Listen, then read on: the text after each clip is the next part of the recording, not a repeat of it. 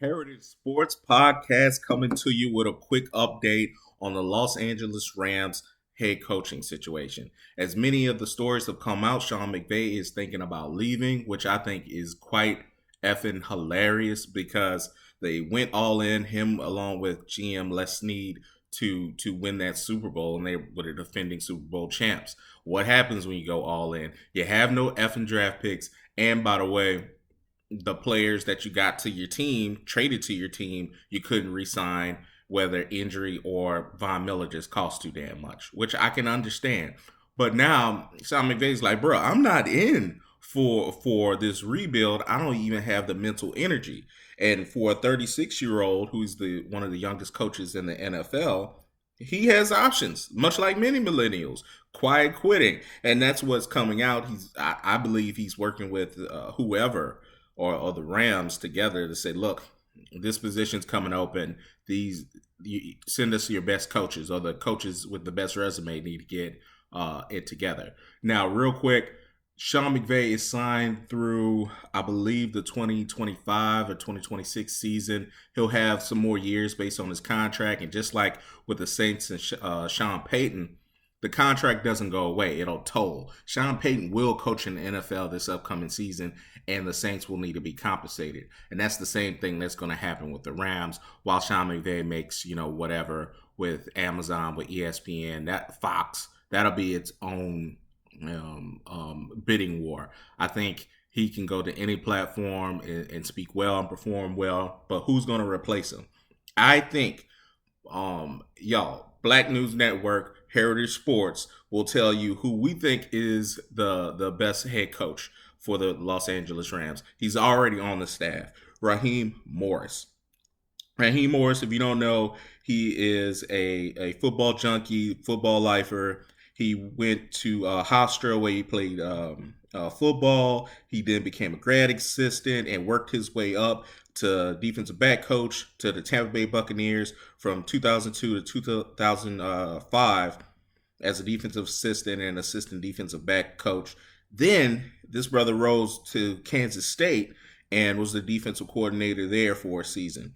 He then went back to the Tampa Bay Buccaneers as a defensive back head coach from 2007 to 2008, and then boom, got the opportunity to be the Tampa Bay Buccaneers head coach from 2009 to 2011. Say what you want about the Bucs. They have been big on diversity, way more than other teams in the NFL. He then went to the Washington team when things didn't work out. Things sometimes don't work out. From 2012 to 2014 as a defensive back coach. I want you all to understand that was 10 years ago. He has 10 more years of coaching, NFL coaching experience since then, and has not been given an opportunity as a head coach. So from 2012 to 2014, he was with the Washington football team as a defensive back coach. Then he went to the Atlanta Falcons from 2015 to 2020, where he was the assistant head coach, the defensive coordinator in 2020, and was the interim head coach once things went bad with Dan Quinn. But he was not hired on, even though he had the NFL resume.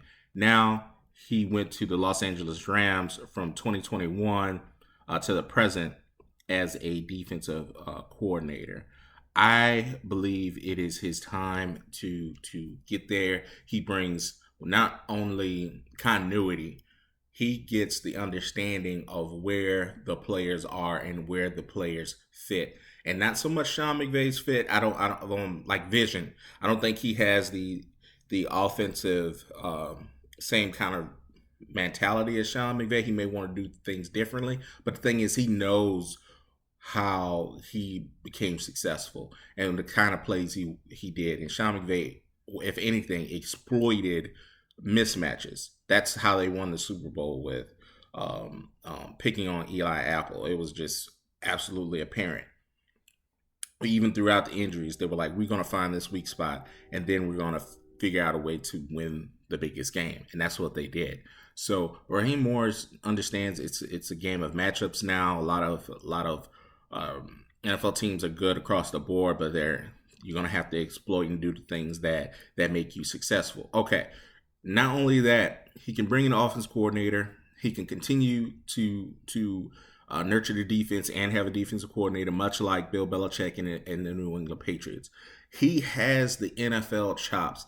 Not only did he get an opportunity early, he continued to coach at a high level for the next 10 years at the NFL level. It's not like he went to college again or he went to a startup league like the XFL or the USFL. He stayed in the NFL with his coaching abilities. I do believe he is past due for an NFL opportunity. Okay, that's just the bottom line. So he already knows the players. He's already in the Los Angeles area. It would be an easy hire for Les Snead and the owner Stan Kroenke.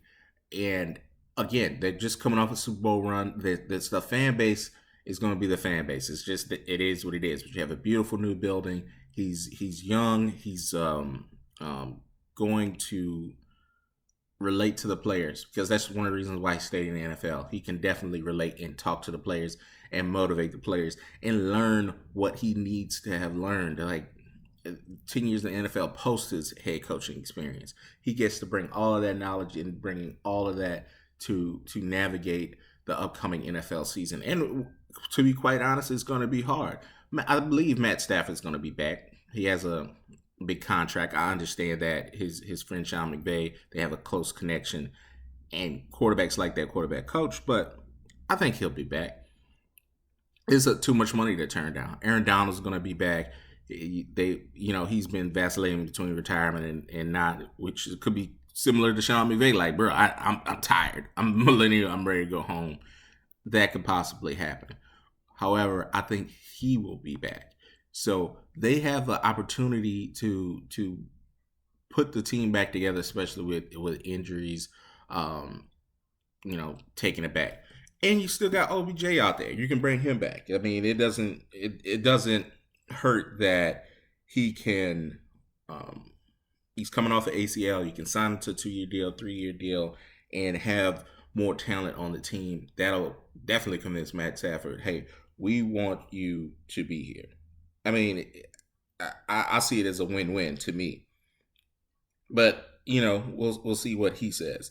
And then there's the rest of the room. Cooper Kupp is one of the best wide receivers in football. He's going to be back off of injury. You bring in Cam Akers, who's had some rough bouts, but I would definitely draft another running back just in case. They still have a talented team that can do things well. And you look at the rest of the NFC West, Arizona Cardinals, I've covered their dumpster fire. The season's been over. They're losing J.J. Watt. They're losing a lot. So the big dogs are the 49ers. The Seahawks, they're feisty, but you're still right in the mix. So to me, it makes all the sense in the world that Raheem Morris is already on the staff and can just go right in, and he's just not deserving. He's worthy of the opportunity. He's right there at the right time, and that's what the Los Angeles Rams need to do. Y'all let me know what y'all think in the comments. Heritage Sports. Talk to y'all soon.